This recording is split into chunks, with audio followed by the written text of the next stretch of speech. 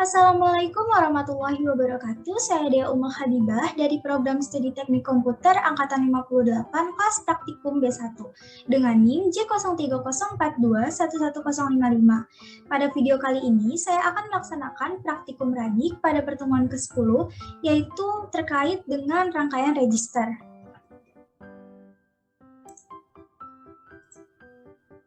Sebelum masuk pada tahap membuat rangkaian, di sini saya akan menjelaskan terlebih dahulu apa itu rangkaian register. Register adalah tempat penampungan atau pencatatan data sementara yang tersusun atas beberapa flip-flop. Karena flip-flop hanya dapat menyimpan satu bit data, maka untuk menampung n bit data diperlukan n buah flip-flop yang membentuk register. Dari cara memasukkan dan mengeluarkan data ke dan dari register, maka ada 4 jenis register.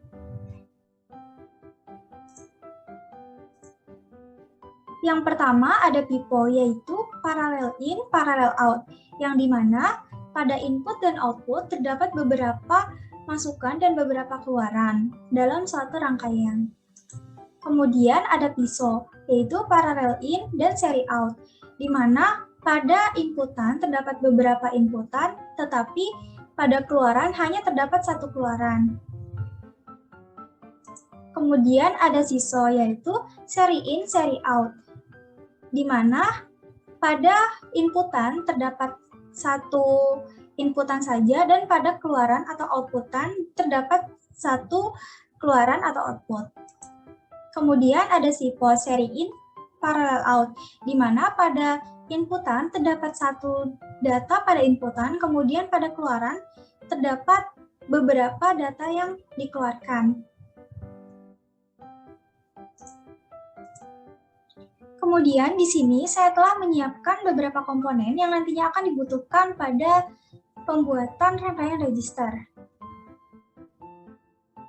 Yang pertama ada IC 74LS173, yang kedua ada clock, yang ketiga ada LED yellow, yang keempat ada logic stat, dan yang terakhir ada resistor. Selanjutnya, kita akan masuk pada tahap membuat rangkaian.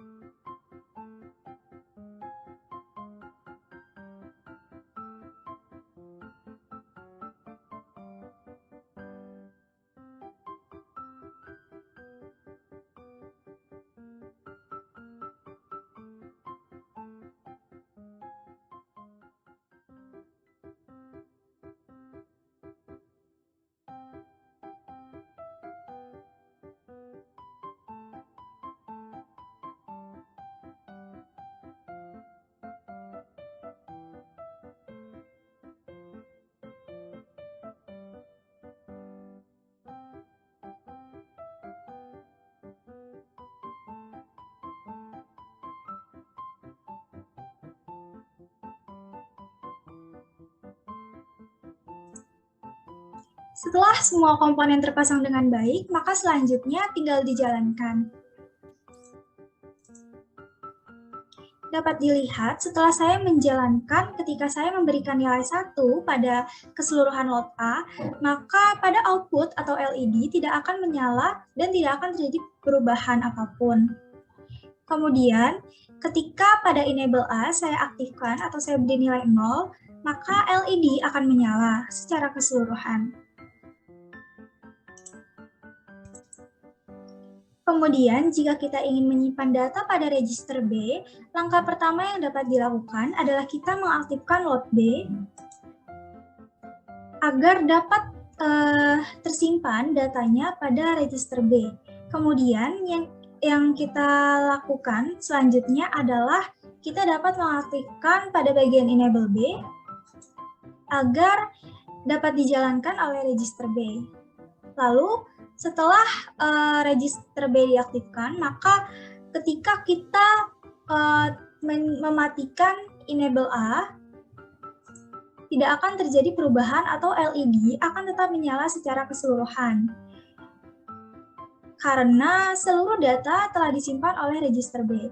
Kemudian, ketika kita ingin menyimpan data pada register C, langkahnya sama seperti sebelumnya, yaitu kita dapat mengaktifkan lot C terlebih dahulu.